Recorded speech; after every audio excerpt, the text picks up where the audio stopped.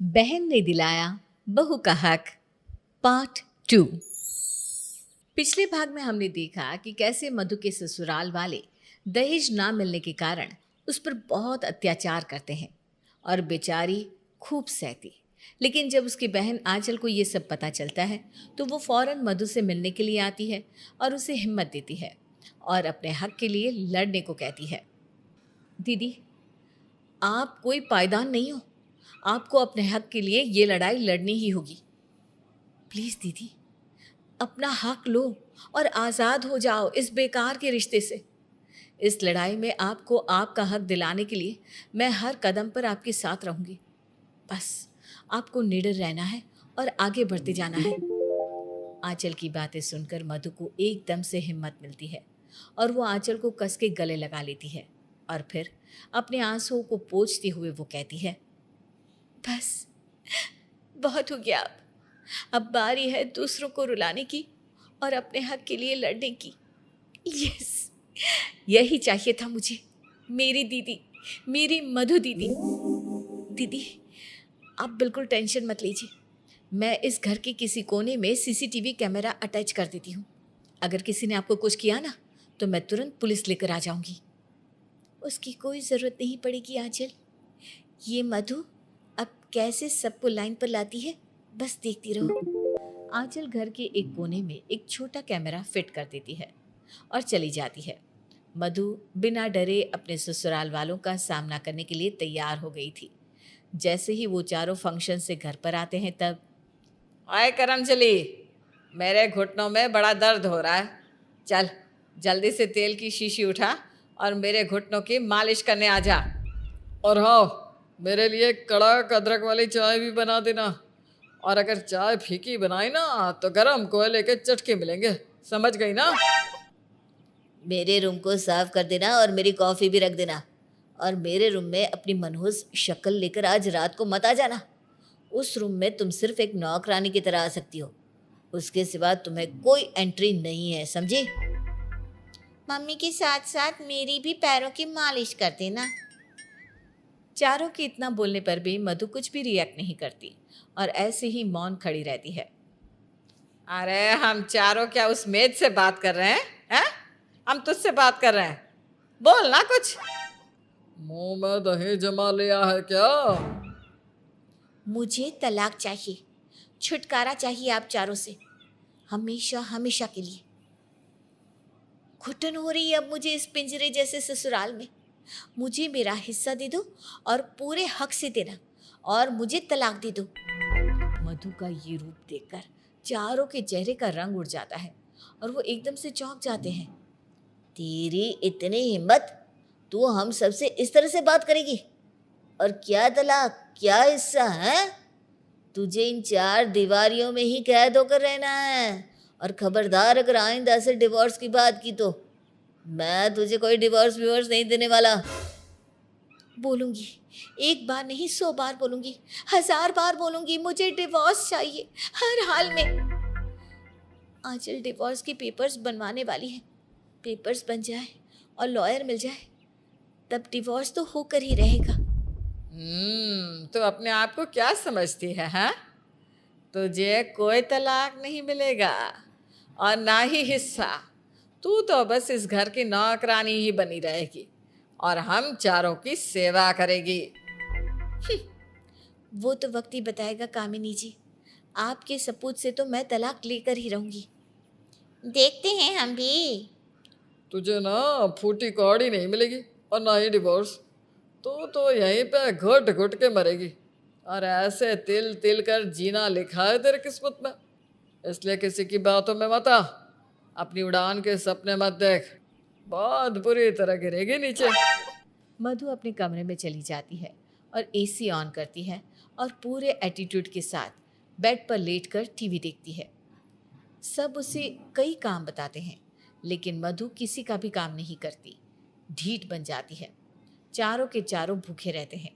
ये सिलसिला 2 दिन तक चलता रहता है और फिर मधु के इस व्यवहार से परेशान होकर, मैं तो परेशान हो गई हूँ इस मधु के नखरों से। हाँ मम्मी, एक बात नहीं सुन रही है किसी की भी। रुको आप सब, मैं उसे अभी सबक सिखाता हूँ। गौतम मधु का हाथ कस के पकड़ता है और उसे घसीटते हुए हॉल एरिया में ले आता है और मारने लग जाता है।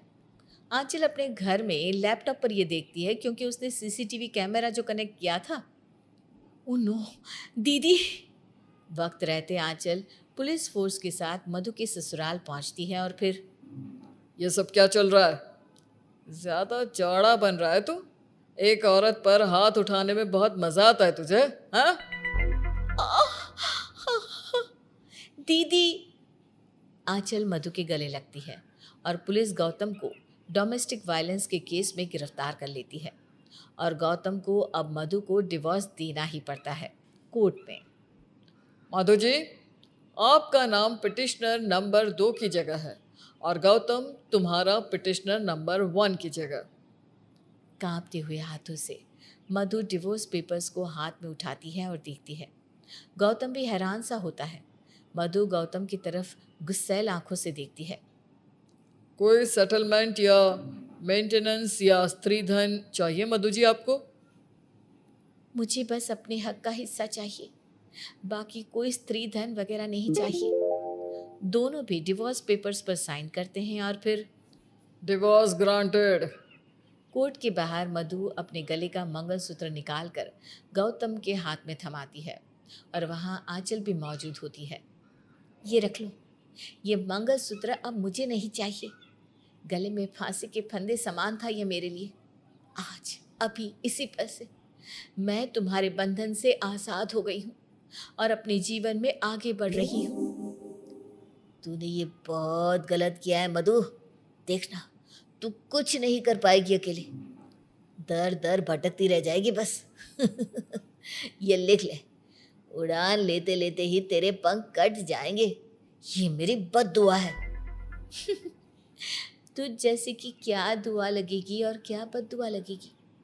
अरे तू खुद ही एक बद्दुआ है, बद्दुआ का प्रतीक है। तू मेरा दिल तोड़ सकता है, मेरा भरोसा तोड़ सकता है, लेकिन मेरी हिम्मत, उसे तोड़ने की तेरी औकात ही नहीं है। समझ गया ना तू? और फिर मधु अपने मायके जाती है जहाँ उसकी माँ मंजरी और पिता आलोकनाथ आरती की थाली लिए खड़े होते हैं। मंजरी मधु की आरती उतारती है और फिर मधु अपने माता पिता के गले लगती है।